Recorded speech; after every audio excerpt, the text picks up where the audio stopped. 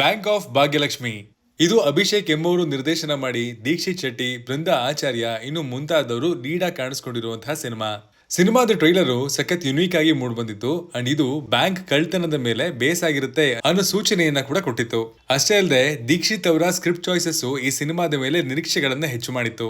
Media ಮತ್ತು ಪ್ರೆಸ್ಗಾಗಿ ಆಯೋಜನೆ ಮಾಡಿದಂತಹ ಶೋನಲ್ಲಿ ಈ ಸಿನಿಮಾನ ನೋಡಿದ ನಮಗೆ ಏನೆಲ್ಲ ಇಷ್ಟ ಆಯ್ತು, ಏನೆಲ್ಲ ಕಷ್ಟ ಆಯ್ತು ಎಲ್ಲವನ್ನ ಈ ರಿವ್ಯೂಲಿ ಹೇಳ್ತೀನಿ, ಬನ್ನಿ ನೋಡ್ಕೊಂಬರೋಣ. ಹಾಯ್, ಎಲ್ರಿಗೂ ನಮಸ್ಕಾರ ಅಂಡ್ ವೆಲ್ಕಮ್ ಟು ಖಡಕ್ ಸಿನಿಮಾ. ಇಲ್ಲಿ ನಮ್ಮ ಮುಖ್ಯ ಪಾತ್ರಧಾರಿಯ ಹೆಸರು ಕನಕ ಉರ್ಫ್ ಟೈಗರ್. ಒಂದು ದೊಡ್ಡ ಕಳ್ತನ ಮಾಡಿದ್ರೆ ಸಾಕು, ಲೈಫ್ ನ ಆರಾಮಾಗಿ ಎಂಜಾಯ್ ಮಾಡ್ಕೊಂಡು ಸಾಗಿಸ್ಬೋದು ಅನ್ನೋದು ಇವನ ಥಾಟು. ಅಂಡ್ ಇವ್ರಿಗೆ ಸಾಥ್ ಕೊಡೋದಕ್ಕೆ ಅಂತ ಇನ್ನು 4 ಜನ ಕಳ್ಳನ್ ಮಕ್ಕಳು ಸೇರ್ಕೋತಾರೆ. ಈ ದೊಡ್ಡ ಕಳ್ಳತನವನ್ನ ಮಾಡೋದಕ್ಕೆ ಅವ್ರು ಆರಿಸ್ಕೊಳ್ಳೋದು ಒಂದು ಬ್ಯಾಂಕ್. ಸೊ ಮುಂದೆ ಏನಾಯ್ತು, ಇವರು ಅನ್ಕೊಂಡಷ್ಟನ್ನ ದೋಚ್ಕೊಂಡು ಬಂದ್ರಾ ಇಲ್ವಾ ಅಂಡ್ ಇದ್ರ ಮಧ್ಯೆ ಏನೇನ್ ಟ್ವಿಸ್ಟ್ ಟರ್ನ್ಸ್ ಗಳು ಬಂದ್ವು ಅನ್ನೋದನ್ನ ನೀವು ಸಿನಿಮಾದಲ್ಲಿ ನೋಡಿ ಎಂಜಾಯ್ ಮಾಡಬೇಕು. ಸಿನಿಮಾದಲ್ಲಿ ಸೂಪರ್ ಆಗಿ ವರ್ಕ್ ಆಗಿರೋದು ಇಲ್ಲಿನ ಪ್ರೆಸೆಂಟೇಷನ್ ಅಂದ್ರೆ ಅದರ ಒಳಗಡೆ ಬೇಜಾನ್ ಆಸ್ಪೆಕ್ಟ್ ಗಳು ಬರ್ತಾವಲ್ವಾ.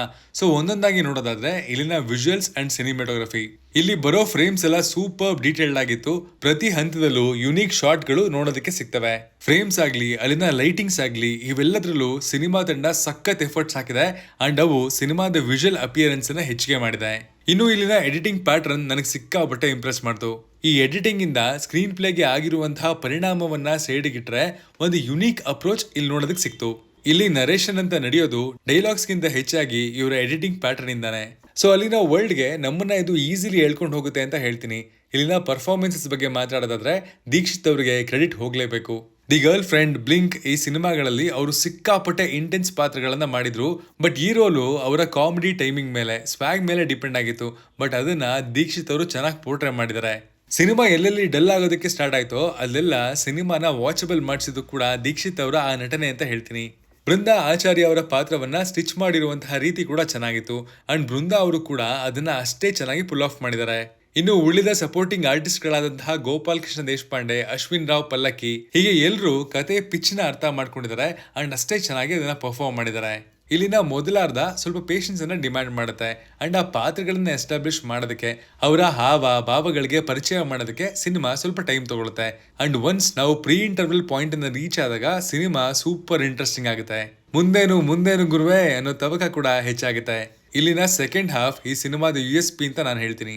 ಪ್ರತಿ ಸೀನ್ ನ ಅಡಿಪಾಯವಾಗಿ ಇಟ್ಕೊಂಡು ಹೋಗಿರುವಂತಹ ರೀತಿ ಅಂಡ್ ಎವ್ರಿ ಪಾಸಿಂಗ್ ಸೀನ್ ನಲ್ಲಿ ಕತೆ ಮೇಲಿನ ಇಂಟ್ರೆಸ್ಟ್ ಅನ್ನ ಹೆಚ್ಚಿರುವಂತಹ ರೀತಿ ಅಂಡ್ ಅಫ್ ಕೋರ್ಸ್ ಇಲ್ಲಿನ ಕ್ಲೈಮ್ಯಾಕ್ಸ್ ಎಲ್ಲವೂ ನನಗೆ ಪರ್ಸನಲಿ ವರ್ಕ್ ಆಯ್ತು ಅಂತಾನೆ ಹೇಳ್ತೀನಿ. ಚಿಕ್ಕ ಪುಟ್ಟ ಕಳ್ತನ ಮಾಡೋದಕ್ಕೇನೆ ಗಾಬರಿ ಆಗುವಂತಹ ಕಳ್ಳರು ಚಿಕ್ಕ ಪುಟ್ಟ ಬ್ಯಾಂಕ್ ಕೆಲಸ ಮುಗಿಸ್ಕೊಂಡು ಹೋಗೋಣ ಅಂತ ಬಂದಿದ್ದಂತಹ ಆ ಬ್ಯಾಂಕ್ ನ ಕಸ್ಟಮರ್ಸ್ಗೆ ಸಿಗಾಕೊಳ್ಳೋದು, ಈ ಎಲ್ಲಾ ಸಣ್ಣ ಡೀಟೇಲ್ಸ್ ನ ಚೆನ್ನಾಗಿ ಹ್ಯಾಂಡಲ್ ಮಾಡಿದ್ದಾರೆ. ಇನ್ನು ಪರ್ಸನಲಿ ಇಲ್ಲಿ ನಮ್ಗೆ ಏನು ವರ್ಕ್ ಆಗ್ಲಿಲ್ಲ ಅಂತ ನೋಡೋದಾದ್ರೆ, ಮೇಜರ್ಲಿ ಇಲ್ಲಿ ಕೆಲವೊಂದು ಕಾಮಿಡಿ ವರ್ಕ್ ಆದ್ರೆ ಇನ್ನು ಕೆಲವು ಕಾಮಿಡಿ ಲ್ಯಾಂಡ್ ಕರೆಕ್ಟಾಗಿ ಆಗ್ಲಿಲ್ಲ. ಈ ಕಾಮಿಡಿ ಅನ್ನೋದು ಸಖತ್ ಸಬ್ಜೆಕ್ಟಿವ್. ಕೆಲವರಿಗೆ ನಗು ಬರ್ಬೋದು, ಇನ್ನು ಕೆಲವರಿಗೆ ಬರ್ದೇನೂ ಇರ್ಬೋದು.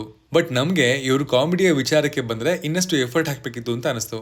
ಇನ್ನು ಇಲ್ಲಿನ ಬರವಣಿಗೆ ತುಂಬಾ ಕಡೆ ಶೈನ್ ಆಗಿದೆ. ಬಟ್ ಎಲ್ಲೂ ಯಾವುದನ್ನು ಸೀರಿಯಸ್ ಆಗಿ ತಗೊಳ್ಳೋದಕ್ಕೆ ಈ ರೇಟಿಂಗು ಬಿಡೋದಿಲ್ಲ. ಅಟ್ಮೋಸ್ಟ್ ಸೀರಿಯಸ್ನೆಸ್ ಇದ್ದಾಗ ಮಧ್ಯ ಕಾಮಿಡಿ ಬಂದು ಹೋಗುತ್ತೆ.